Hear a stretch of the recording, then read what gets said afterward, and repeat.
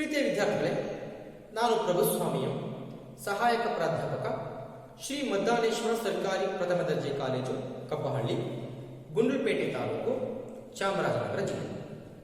ನಾವು ಈ ವಿಡಿಯೋ ಉಪನ್ಯಾಸದಲ್ಲಿ ಮೈಸೂರು ವಿಶ್ವವಿದ್ಯಾನಿಲಯದ 4ನೇ ಸೆಮಿಸ್ಟರ್ನ ಇತಿಹಾಸ ಪತ್ರಿಕೆಯ ಮೊದಲ ಘಟಕವಾದ ಭಾರತದಲ್ಲಿ ರಾಷ್ಟ್ರೀಯತೆಯ ಉಗಮ ಎನ್ನುವ ಪಾಠದ ಬಗ್ಗೆ ಚರ್ಚೆ ಮಾಡ್ತಾ ಇದ್ವಿ. ಇದು ಸೆಷನ್ 5. ಈ ಸೆಷನ್ 5ರಲ್ಲಿ ಮಂದಗಾಮಿಗಳ ಯುಗ ಎನ್ನುವ ವಿಷಯದ ಬಗ್ಗೆ ಚರ್ಚೆ ಮಾಡ್ತಾ ಹೋಗೋಣ. 1885ನೇ ಇಸ್ವಿಯಲ್ಲಿ ಭಾರತೀಯ ರಾಷ್ಟ್ರೀಯ ಕಾಂಗ್ರೆಸ್ ಸ್ಥಾಪನೆ ಆದ್ಮೇಲೆ ಭಾರತೀಯ ರಾಷ್ಟ್ರೀಯ ಕಾಂಗ್ರೆಸ್ನ ಹೋರಾಟದ ಸ್ವರೂಪವನ್ನ, ಅದರ ಹೋರಾಟದ ಮಾರ್ಗ ಮತ್ತು ಸ್ವರೂಪಕ್ಕನುಗುಣವಾಗಿ 3 ಭಾಗ ಮಾಡಿಕೊಳ್ತೇವೆ. ಒಂದು ಮಂದಗಾಮಿಗಳ ಯುಗ 1885ರಿಂದ 1905ರವರೆಗಿನ ಕಾಲ. ಮತ್ತೊಂದು 1905ರಿಂದ 1920ರವರೆಗಿನ ಕಾಲ ತೀವ್ರಗಾಮಿಗಳ ಕಾಲ. 1920ರಿಂದ ಸ್ವತಂತ್ರ ಬರೋವರೆಗೆ ಅಂದ್ರೆ 1947ರವರೆಗಿನ ಕಾಲವನ್ನು ನಾವು ಗಾಂಧಿ ಯುಗ ಅಂತ 3 ಭಾಗ ಮಾಡ್ತಿದ್ದೇವೆ. ಈ ಆರಂಭದ ಕಾಲ ಅಂತ ಹೇಳಿದ್ವಲ್ಲ ಮಂದಗಾಮಿಗಳ ಯುಗ, ಇದು 1875ರಿಂದ 1905ರವರೆಗಿನ ಕಾಲ. ಹಾಗಿದೆ ಹೆಸರೇ ಹೇಳ್ತಾ ಇದೆ, ಮಾಡರೇಟ್ಸ್, ಮಂದಗಾಮಿಗಳು. ಯಾಕೆ ಇವರನ್ನ ಮಂದಗಾಮಿಗಳು ಅಂತ ಕರೆದರು? ಹಾಗಿದ್ರೆ ಇವರ ಹೋರಾಟದ ಸ್ವರೂಪ ಹೇಗಿತ್ತು, ಹೋರಾಟದ ಮಾರ್ಗ ಹೇಗಿತ್ತು, ಹಾಗೂ ಇವರ ಬೇಡಿಕೆಗಳು ಏನಾಗಿತ್ತು, ಇವರ ಸಾಧನೆಗಳು ಏನಾಗಿತ್ತು, ಮಂದಗಾಮಿಗಳ ಹೋರಾಟದ ಸ್ವರೂಪ ಮತ್ತು ಮೌಲ್ಯಮಾಪನವನ್ನು ವಿಮರ್ಶೆ ಮಾಡುವುದು ಈ ಸೆಷನ್ನ ಉದ್ದೇಶ. ಕಳೆದ ಕ್ಲಾಸಲ್ಲಿ ನಾವು ರಾಷ್ಟ್ರೀಯ ಕಾಂಗ್ರೆಸ್ ಸ್ಥಾಪನೆಯ ರಕ್ಷಾ ಕವಾಟ ಸಿದ್ಧಾಂತವನ್ನು ಕುರಿತು ಚರ್ಚಿಸಿದ್ವಿ. ಈಗ ಮಂದಗಾಮಿಗಳ ಯುಗವನ್ನು ಕುರಿತು ಚರ್ಚೆ ಮಾಡೋಣ. ಪ್ರೀತಿ ವಿದ್ಯಾರ್ಥಿಗಳೇ, ಹೆಸರೇ ಹೇಳ್ತಾ ಇದೆ ಮಂದಗಾಮಿಗಳ ಯುಗ ಅಂದ್ರೆ ಏನು ಅಂತ. ಪ್ರಾರಂಭದ 2 ದಶಕಗಳ ಕಾಲವನ್ನು ನಾವು ಮಂದಗಾಮಿಗಳ ಯುಗ ಅಂತ ಕರೀತೀವಿ. ಇವರು ಹೋರಾಟದ ಸ್ವರೂಪಕ್ಕೆ ಬಂದರೆ ನಾವು ಸಾಮಾನ್ಯವಾಗಿ ಮಂದಗಾಮಿಗಳು ಉದಾರವಾದಿಗಳು, ಸಂವಿಧಾನಾತ್ಮಕ ಮಾರ್ಗದ ಮೂಲಕ ಹೋರಾಟವನ್ನು ಆರಂಭಿಸಿದವರು ಅಂತ ಕರೀತೇವೆ. ಇವರು ಬ್ರಿಟನ್ನಿನ ಉದಾರವಾದಿ ಚಿಂತನೆಗಳಿಂದ, ಬ್ರಿಟನ್ನಿನ ಉದಾರವಾದಿ ಪರಂಪರೆಯಿಂದ ಪ್ರಭಾವಿತರಾಗಿದ್ದರು. ಭಾರತದಲ್ಲಿ ವಿದ್ಯಾವಂತ ಸಮುದಾಯದವರು, ಸ್ಥಿತಿವಂತ ಮಧ್ಯಮ ವರ್ಗಗಳಿಂದ ಬಂದಿದ್ದಂಥವರು. ಇವರು ಹೆಚ್ಚು ಮಂದಿ ಬಂಗಾಳ, ಮದ್ರಾಸ್ ಮತ್ತೆ ಮುಂಬೈ ಪ್ರಾಂತ್ಯಗಳಿಗೆ ಸೇರಿದ್ದವರು ಈ ಮಂದಗಾಮಿ ನಾಯಕರು. ಅಂದ್ರೆ ಆ ಕಾಲದ ಇಂಗ್ಲಿಷ್ ಶಿಕ್ಷಣದಿಂದ ಪ್ರಭಾವಿತರಾಗಿದ್ದವರು ಈ ಮಂದಗಾಮಿಗಳು ಅಂತ ಭಾವಿಸಬಹುದು. ಯಾರಿರ್ಬೋದು ಮಂದಗಾಮಿಗಳು ಅಂದ್ರೆ?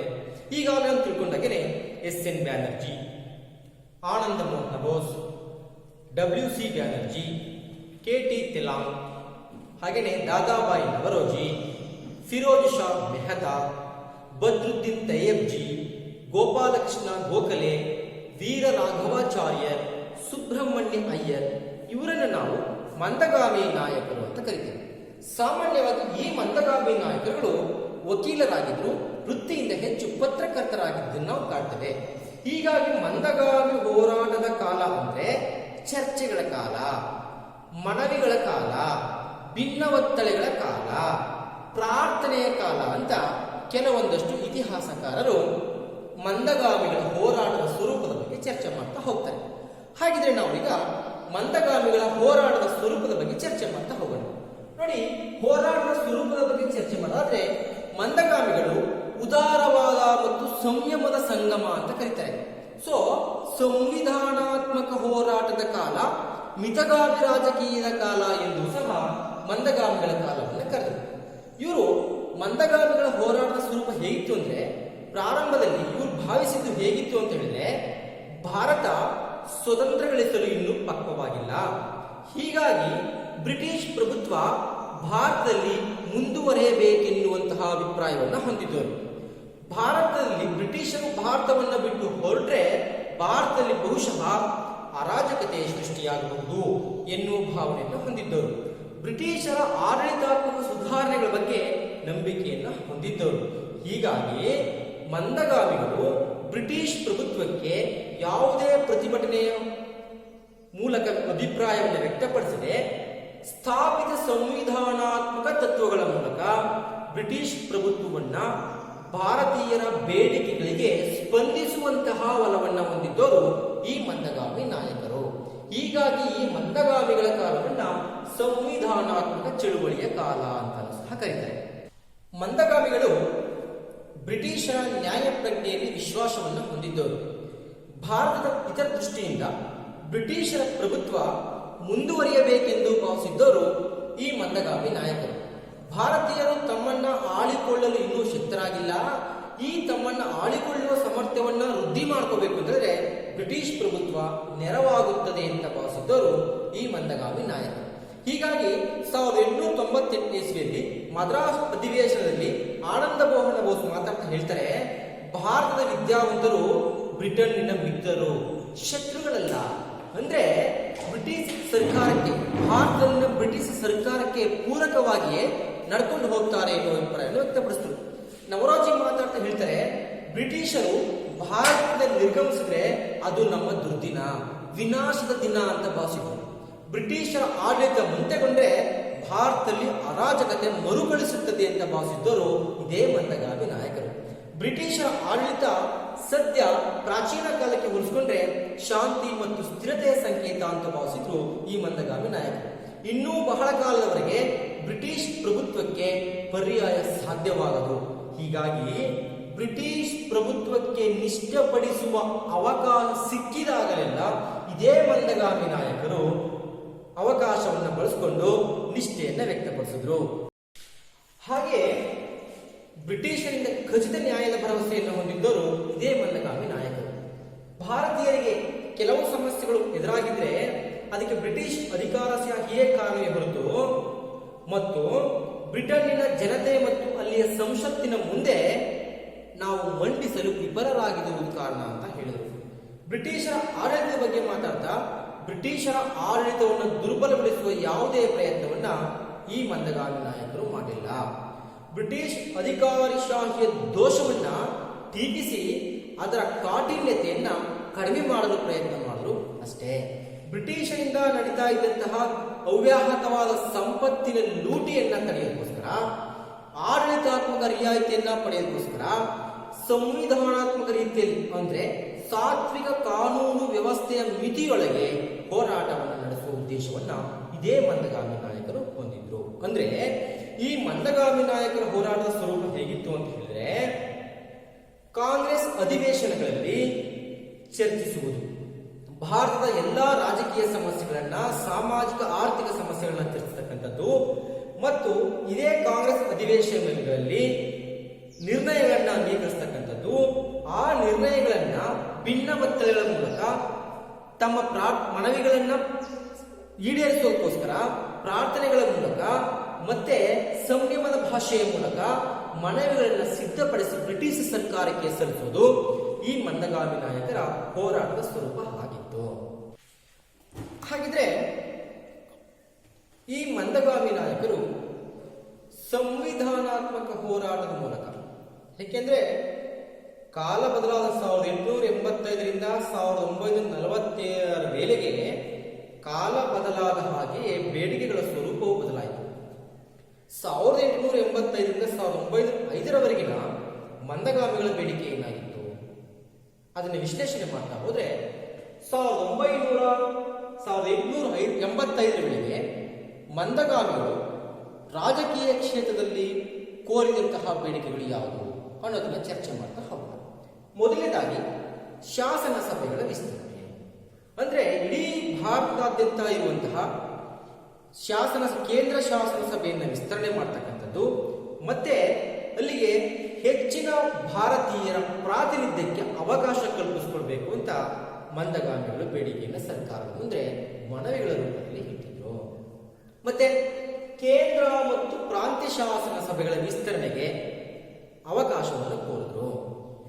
ಕೌನ್ಸಿಲ್ಗಳಲ್ಲಿ 50% ಸದಸ್ಯರನ್ನ ಚುನಾವಣೆಯ ಮೂಲಕ ಆಯ್ಕೆ ಮಾಡಬೇಕೆನ್ನುವ ಬೇಡಿಕೆಯನ್ನು ಮಂದಗಾಮಿಗಳು ಇಟ್ಟರು.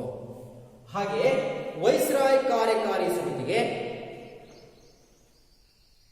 ಭಾರತೀಯರನ್ನು ನೇಮಕ ಮಾಡಿಕೊಳ್ಳುವಂತೆ ಒತ್ತಾಯವನ್ನು ಮಾಡಿದರು.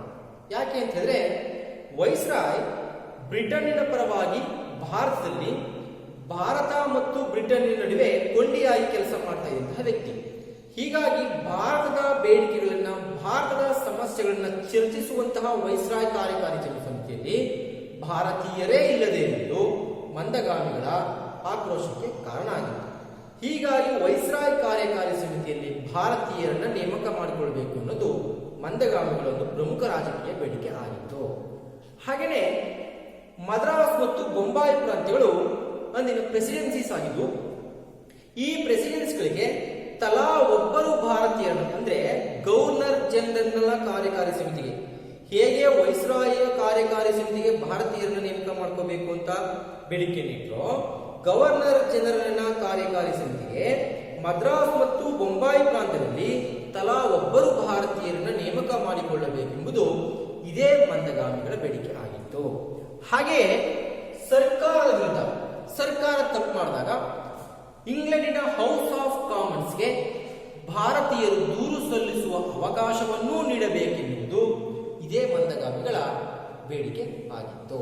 ಹಾಗೆಯೇ ಆಸ್ಟ್ರೇಲಿಯಾ ಮತ್ತು ಕೆನಡಾದಲ್ಲಿ, ಅಂದ್ರೆ ಇದೇ ಪ್ರಭುತ್ವಕ್ಕೆ ಒಳಪಟ್ಟಿದ್ದಂತಹ ಬ್ರಿಟನ್ನಿನ ವಸಾಹತುಗಳಾಗಿದ್ದಂತಹ ಆಸ್ಟ್ರೇಲಿಯಾ ಮತ್ತು ಕೆನಡಾಗಳಲ್ಲಿ ಈಗಾಗಲೇ ಅಲ್ಲಿಯ ಜನತೆಗೆ ಸ್ವಯಂ ಆಡಳಿತಕ್ಕೆ ಅವಕಾಶವನ್ನ ಬ್ರಿಟನ್ ಸರ್ಕಾರ ಮಾಡಿಕೊಟ್ಟಿತ್ತು. ಅದೇ ರೀತಿಯಲ್ಲಿ ಕೆನಡಾ ಮತ್ತು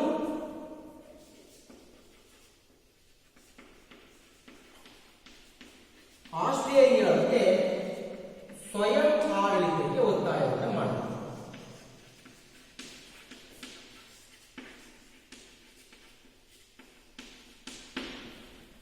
ಹೀಗೆ ಮಂದಗಾಮಿ ನಾಯಕರು ಈ ಬೇಡಿಕೆಗಳ ಈಡೇರಿಕೆಗಾಗಿ ಬ್ರಿಟನ್ನಲ್ಲಿ 1889 ಇಸ್ವಿಯಲ್ಲಿ ಭಾರತೀಯ ರಾಷ್ಟ್ರೀಯ ಕಾಂಗ್ರೆಸ್ನ ಸಮಿತಿಯನ್ನು ಸಹ ರಚನೆ ಮಾಡಿದರು.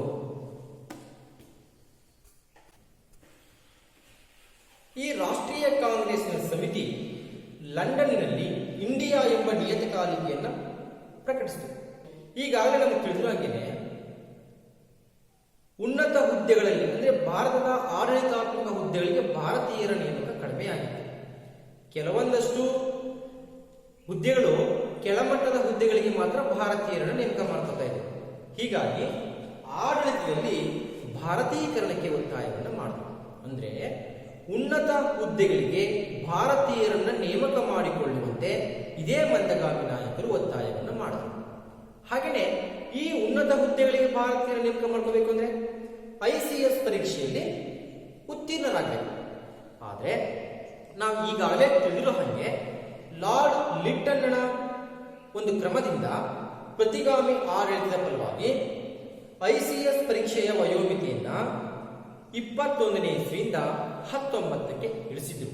ಇದರ ಮೂಲ ಉದ್ದೇಶವು ಏನಿತ್ತು ಅಂದ್ರೆ ಭಾರತದ ಆಡಳಿತದಲ್ಲಿ, ಬ್ರಿಟಿಷ್ ಭಾರತದ ಆಡಳಿತದಲ್ಲಿ ಭಾರತೀಯರ ಪಾಲ್ಗೊಳ್ಳುವಿಕೆಯನ್ನು ಕಡಿಮೆ ಮಾಡ್ತಕ್ಕಂಥದ್ದು.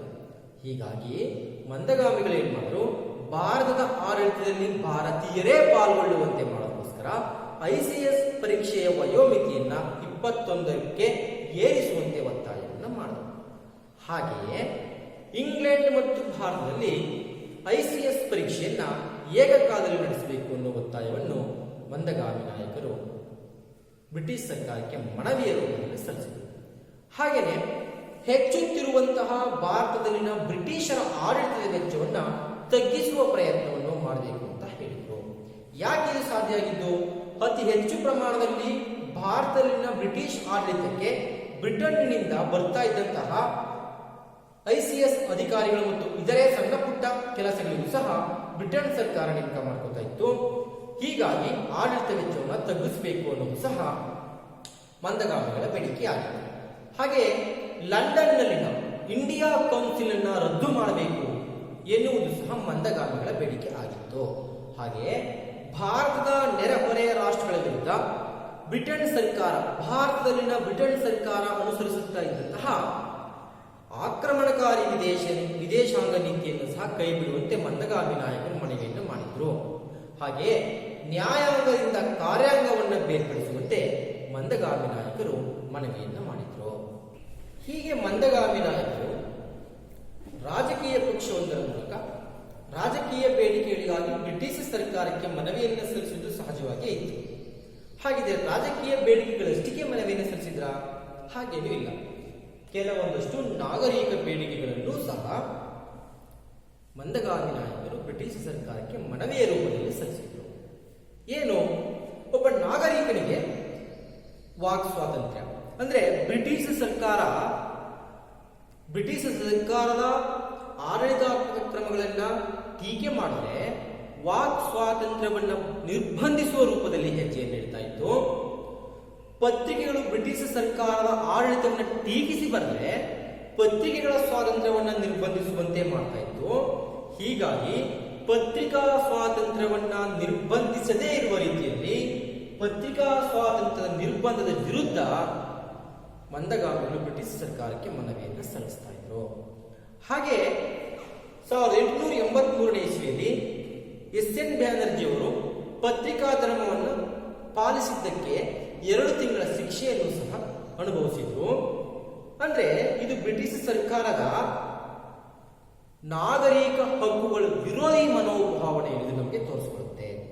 1883ನೇ ಇಸ್ವಿಯಲ್ಲಿ ನೋರಿಸ್ ಎನ್ನುವಂತಹ ಕಲ್ಕತ್ತಾ ಮುಖ್ಯ ನ್ಯಾಯಾಲಯದ ನ್ಯಾಯಾಧೀಶರ ವಿರುದ್ಧ ಪತ್ರಿಕೆಗಳಲ್ಲಿ ಬರೆದ ಹೇಳಿಕೆಯೊಂದಕ್ಕೆ ನ್ಯಾಯಾಂಗ ನಿಂದನೆ ಮೊಕದ್ದಮೆಯನ್ನ ಎಸ್.ಎನ್. ಬ್ಯಾನರ್ಜಿಯವರ ಮೇಲೆ ಆಪಾದಿಸಿ 2 ತಿಂಗಳ ಶಿಕ್ಷೆಯನ್ನು ವಿಧಿಸಿತ್ತು. ಇದು ವಾಕ್ ಸ್ವಾತಂತ್ರ್ಯ ಮತ್ತು ಪತ್ರಿಕಾ ಸ್ವಾತಂತ್ರ್ಯವನ್ನ ಬ್ರಿಟಿಷ್ ಸರ್ಕಾರ ನಿರ್ಬಂಧಿಸುತ್ತಿತ್ತು ಎನ್ನುವುದಕ್ಕೆ ಸೂಕ್ತ ನಿದರ್ಶನವೂ ಸಹ ಹೌದು. ಹಾಗೆ 1887ರಲ್ಲಿ ಆಯುಧಗಳ ಕಾಯ್ದೆಯ ವಿರುದ್ಧವೂ ಸಹ ಬ್ರಿಟಿಷರಿಗೆ ಮನವಿಯನ್ನು ಸಲ್ಲಿಸಿತು. ಅಂದ್ರೆ ಈ ಆಯುಧ ಕಾಯ್ದೆಯ ಪ್ರಕಾರ ಯಾರು ಭಾರತೀಯರು ಬ್ರಿಟಿಷ್ ಸರ್ಕಾರದಿಂದ ಅನುಮತಿಯನ್ನು ಪಡೆಯದೆ ಆಯುಧಗಳನ್ನು ಹೊಂದುವ ಹಾಗಿರಲಿಲ್ಲ. ಆದರೆ ಅದೇ ಸಂದರ್ಭದಲ್ಲಿ ಯಾವ ಬ್ರಿಟಿಷರು ಸಹ ಈ ಕಾಯ್ದೆಯ ವ್ಯಾಪ್ತಿಗೆ ಒಳಪಡ್ತಾ ಇರಲಿಲ್ಲ. ಇದರ ಉದ್ದೇಶ ಮುಂದೆ ಸಂಭವಿಸಬಹುದಾದ ದಂಗೆಯ ಸ್ವರೂಪಕ್ಕೆ ಸಂಬಂಧಪಟ್ಟಂತೆ ಭಾರತೀಯರನ್ನ ನಿಶಸ್ತ್ರೀಕರಣಗೊಳಿಸುವ ಉದ್ದೇಶವನ್ನ ಈ ಆಯುಧಗಳ ಕಾಯ್ದೆ ಹೊಂದಿತ್ತು. ಹೀಗಾಗಿ ಮಂದಗಾಮಿಗಳು 1878ರ ಶಸ್ತ್ರಾಸ್ತ್ರ ಕಾಯ್ದೆಯ ವಿರುದ್ಧ ಬ್ರಿಟಿಷರಿಗೆ ಮನವಿಯನ್ನು ಸಲ್ಲಿಸಿದರು. ಹಾಗೆ 1898ರಲ್ಲಿ sedition act and criminal procedure code amendment act ವಿರುದ್ಧ ಮನವಿಯನ್ನು ಸಲ್ಲಿಸಿದರು. 1904ರಲ್ಲಿ ಲಾರ್ಡ್ ಕರ್ಜನ್ ಜಾರಿಗೆ ತಂದಂತಹ ಅಫಿಷಿಯಲ್ ಸೀಕ್ರೆಟ್ಸ್ ಆಕ್ಟ್ ಅನ್ನು ರದ್ದುಪಡಿಸಬೇಕು ಅಂತ ಮಂದಗಾಮಿಗಳು ಒತ್ತಾಯಿಸಿದರು. ಹೀಗೆ ಮಂದಗಾಮಿಗಳು ಇಡೀ ಭಾರತದ ಎಲ್ಲಾ ಜನರ ರಾಜಕೀಯ, ಆಡಳಿತಾತ್ಮಕ, ನಾಗರಿಕ ಹಕ್ಕುಗಳಿಗಾಗಿ ಹೋರಾಟವನ್ನ ಆರಂಭಿಸುವ ಹಕ್ಕುಗಳಿಗಾಗಿ ಬ್ರಿಟಿಷ್ ಭಾರತೀಯ ಸರ್ಕಾರವನ್ನು ಒತ್ತಾಯಿಸುವ ಪ್ರಯತ್ನವನ್ನ ಮಾಡಿದ್ರು. ಮಂದಗಾಮಿ ನಾಯಕರು ಕೆಲವೊಂದಷ್ಟು ಆರ್ಥಿಕ ಬೇಡಿಕೆಗಳನ್ನು ಸಹ ಇಟ್ಟಿದ್ರು. ಭಾರತದಲ್ಲಿನ ಬ್ರಿಟಿಷರ ಆರ್ಥಿಕ ನೀತಿಗಳ ವಿಶ್ಲೇಷಣೆ ಒಂದು ರೀತಿಯಲ್ಲಿ ಮಂದಗಾಮಿ ನಾಯಕರ ಸಾಧನೆಯೂ ಸಹ ಆಗಿತ್ತು. ನೋಡಿ, ನವರೋಜಿ, ಆರ್.ಸಿ. ದತ್, ರಾನಡೆ ಈ ಮಂದಗಾಮಿ ನಾಯಕರು ಬ್ರಿಟಿಷ್ ಪ್ರಭುತ್ವದಲ್ಲಿ ಭಾರತ ಆರ್ಥಿಕ ಸ್ಥಿತಿಗತಿಯನ್ನು ವಿಶ್ಲೇಷಿಸಿ ಭಾರತದಲ್ಲಿನ ಬಡತನಕ್ಕೆ ಬ್ರಿಟಿಷರ ಆಡಳಿತಾತ್ಮಕ ಆರ್ಥಿಕ ನೀತಿಗಳೇ ಕಾರಣ ಅಂತ ಅಂಕಿಅಂಶಗಳ ಸಮೇತ ತೋರಿಸಿದರು. ಹಾಗಿದ್ರೆ ಈ ಮಂದಗಾಮಿ ನಾಯಕರ ಬೇಡಿಕೆಗಳು ಏನಾಗಿತ್ತು? ಆರ್ಥಿಕ ನೀತಿಗೆ ಸಂಬಂಧಪಟ್ಟಂತೆ ಒಂದು ಮುಕ್ತ ಆರ್ಥಿಕ ನೀತಿಯನ್ನು ಕೈಬಿಡಬೇಕು.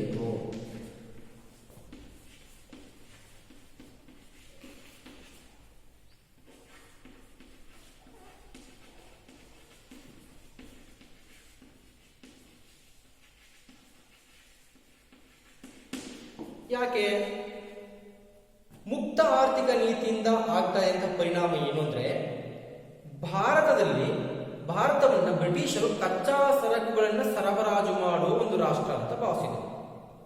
ಹಾಗೆಯೇ ಭಾರತಕ್ಕೆ ಬ್ರಿಟನ್ನಿನಿಂದ ಸುಂಕರಹಿತವಾಗಿ ಅಥವಾ ಕಡಿಮೆ ಆಮದು ಸುಂಕದ ರೂಪದಲ್ಲಿ ಭಾರತಕ್ಕೆ ಸಿದ್ಧ ವಸ್ತುಗಳನ್ನ ಮಾರಾಟಕ್ಕೆ ತರ್ತಾ ಇದ್ರು. ಹೀಗಾಗಿ ಮುಕ್ತ ಮಾರುಕಟ್ಟೆ ನೀತಿಯಿಂದ ಭಾರತದಲ್ಲಿನ ಕಚ್ಚಾ ವಸ್ತುಗಳು ಬ್ರಿಟನ್ಗೆ ರವಾನೆಯಾಗಿ ಬ್ರಿಟನ್ನಿನಿಂದ ಆಮದುಗಳು ಕಡಿಮೆ ಬೆಲೆಗೆ ಭಾರತಕ್ಕೆ ಬಂದರಿಂದ ಇಲ್ಲಿನ ಗೃಹ ಕೈಗಾರಿಕೆಗಳು ನಾಶ ಮಾಡಿದ್ವು. ಭಾರತದಲ್ಲಿ ಬಡತನ ಹೆಚ್ಚಾಯಿತು. ಹೀಗಾಗಿ ಮಂದಗಾಮಿಗಳು ಮುಕ್ತ ಆರ್ಥಿಕ ನೀತಿಯನ್ನು ಕೈಗೊಳ್ಳಬೇಕು ಅಂತ ಬ್ರಿಟಿಷ್ ಸರ್ಕಾರಕ್ಕೆ ಒತ್ತಾಯವನ್ನು ಮಾಡಿದರು. ಹಾಗೆ ಶೈಶವಾವಸ್ಥೆಯಲ್ಲಿರುವ ಭಾರತೀಯ ಕೈಗಾರಿಕೆಗಳಿಗೆ ಸಹಾಯವನ್ನು ಮಾಡಬೇಕು.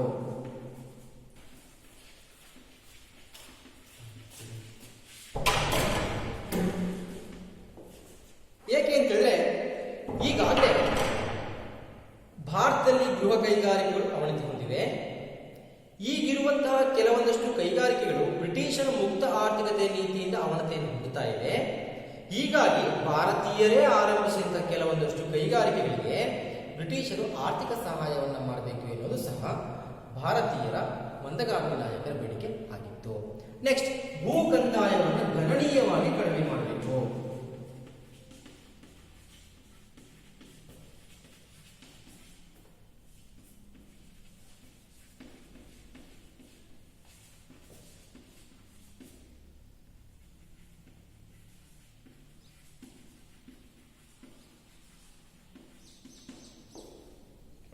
ಅಂದ್ರೆ ಈಗಾಗಲೇ ಮುಕ್ತ ವ್ಯಾಪಾರ ನೀತಿಯಿಂದ ಗೃಹ ಕೈಗಾರಿಕೆಗಳು ಹಾಳಾಗಿದ್ದರಿಂದ ಭಾರತದಲ್ಲಿನ ಜನ ಕೃಷಿಯ ಮೇಲೆ ಹೆಚ್ಚು ಅವಲಂಬನೆಯನ್ನು ಮಾಡಿದ್ದಾರೆ.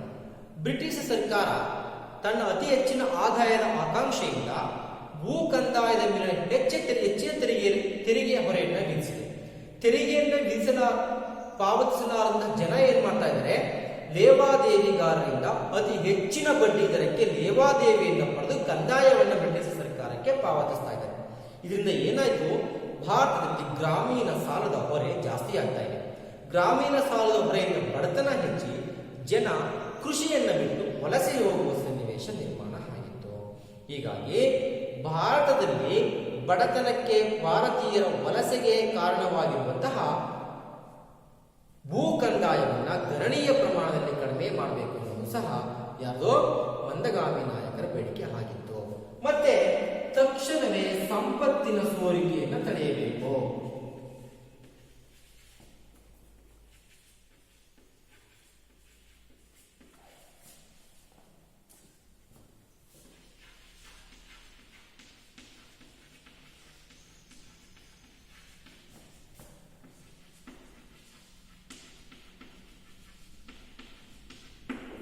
ಅಂದ್ರೆ ಈಗಾಗಲೇ ದಾದಾಬಾಯಿ ನವರೋಜಿಯವರು ಸಂಪತ್ತಿನ ಸೋರಿಕೆ ಸಿದ್ಧಾಂತವನ್ನು ಪ್ರತಿಪಾದಿಸಿದ್ದಾರೆ. ಅದರ ಪ್ರಕಾರ ಭಾರತದಿಂದ ಇಂಗ್ಲೆಂಡ್ಗೆ ಸಂಪತ್ತು ಯಾವ ಯಾವ ರೂಪದಲ್ಲಿ ಹರಿದು ಹೋಗ್ತಾ ಇದೆ ಅನ್ನೋದನ್ನು ವಿಶ್ಲೇಷಣೆ ಮಾಡಿದರು. ಒಂದು, ಬ್ರಿಟನ್ನಿನಲ್ಲಿ ಭಾರತದ ಆಡಳಿತಕ್ಕೆ ಸಂಬಂಧಪಟ್ಟಂತಹ ಅಧಿಕಾರಿಗಳನ್ನು ನೇಮಕ ಮಾಡಿಕೊಂಡು ಹೋಮ್ ಚಾರ್ಜಸ್ ರೂಪದಲ್ಲಿ ಪಾವತಿ, ಭಾರತದಲ್ಲಿನ ಬ್ರಿಟಿಷ್ ಅಧಿಕಾರಿಗಳಿಗೆ ವೇತನ ರೂಪದ ಪಾವತಿ, ನಿವೃತ್ತರಾದ ಬ್ರಿಟಿಷ್ ಅಧಿಕಾರಿಗಳಿಗೆ ಭಾರತದ ಆದಾಯದಿಂದಲೇ ಇಂಗ್ಲೆಂಡಿನಲ್ಲಿ ಪಿಂಚಣಿ ಪಾವತಿ, ಹಾಗೆಯೇ ಬ್ರಿಟಿಷ್ ಬಂಡವಾಳಗಾರರು ಭಾರತದ ವಿವಿಧ ಕ್ಷೇತ್ರದಲ್ಲಿ ಹೂಡಿರುವಂತಹ ಬಂಡವಾಳಕ್ಕೆ ಬಡ್ಡಿಯ ರೂಪದಲ್ಲಿ ಲಾಭಾಂಶದಿಂದ ಪಾವತಿ, ಹಾಗೆಯೇ ಭಾರತದಲ್ಲಿ ಬ್ರಿಟಿಷರು ಹೂಡಿದ್ದ ಬಂಡವಾಳಕ್ಕೆ ಲಾಭದ ರೂಪದಲ್ಲಿ ಪಾವತಿ. ಹೀಗೆ ವಿವಿಧ ರೂಪದಲ್ಲಿ ಬ್ರಿಟಿಷ್ ಸರ್ಕಾರದಿಂದ ಭಾರತದಿಂದ ಸಂಪತ್ತು ಬ್ರಿಟಿಷ್ ಸರ್ಕಾರಕ್ಕೆ ಹರಿದು ಹೋಗ್ತಾ ಇತ್ತು. ಇದನ್ನ ಬ್ರಿಟಿಷರು ತಪ್ಪಿಸಬೇಕು, ಭಾರತದ ಸಂಪತ್ತು ಭಾರತದಲ್ಲಿ ಉಳಿಯಬೇಕೆನ್ನುವ ಆಸೆಯಿಂದ ಮಂದಗಾಮಿ ನಾಯಕರು ತಕ್ಷಣವೇ ಸಂಪತ್ತಿನ ಸೋರಿಕೆಯನ್ನ ತಡೆಯಬೇಕು ಎನ್ನುವಂತಹ ಮನವಿಯನ್ನು ಬ್ರಿಟಿಷ್ ಸರ್ಕಾರಕ್ಕೆ ಸಲ್ಲಿಸಿದ್ರು. ನೆಕ್ಸ್ಟ್, ಪ್ಲಾಂಟೇಶನ್ ಕಾರ್ಮಿಕರ ಶೋಷಣೆಗೆ ಕಡಿವಾಣವನ್ನು ಹಾಕಬೇಕು. ಯಾಕೆ ಅಂತ ಹೇಳಿದ್ರೆ, ಪ್ಲಾಂಟೇಶನ್ಗಳಿಗೆ ಕಾಫಿ ಪ್ಲಾಂಟೇಶನ್ಗಳು ಮತ್ತೆ ನೀಲಿ ಬೆಳೆಗಾರರ ಪ್ಲಾಂಟೇಶನ್ಗಳಲ್ಲಿ ಪ್ಲಾಂಟರ್ಗಳು ಏನ್ ಮಾಡ್ತಾ ಇದ್ರು, ಕಡಿಮೆ ಕೂಲಿಗೆ ಹೆಚ್ಚು ಜನರನ್ನು ನೇಮಕ ಮಾಡಿಕೊಂಡು ಹೆಚ್ಚು ಅವಧಿಯ ಕೆಲಸವನ್ನ ಮಾಡಿಸ್ತಾ ಇದ್ದರಿಂದ ಕೂಲಿ ಕಾರ್ಮಿಕರು, ಪ್ಲಾಂಟೇಶನ್ ಕಾರ್ಮಿಕರು ದುಸ್ಥಿತಿಗೆ ತಲುಪಿದ್ರು. ಹೀಗಾಗಿ ಪ್ಲಾಂಟೇಶನ್ ಕಾರ್ಮಿಕರ ಪರವಾಗಿ ಮಂದಗಾಮಿ ನಾಯಕರು ಬ್ರಿಟಿಷ್ ಸರ್ಕಾರಕ್ಕೆ ಪ್ಲಾಂಟೇಶನ್ ಮಾಲೀಕರ ವಿರುದ್ಧ ಮನವಿಯನ್ನು ಸಲ್ಲಿಸಿದ್ರು.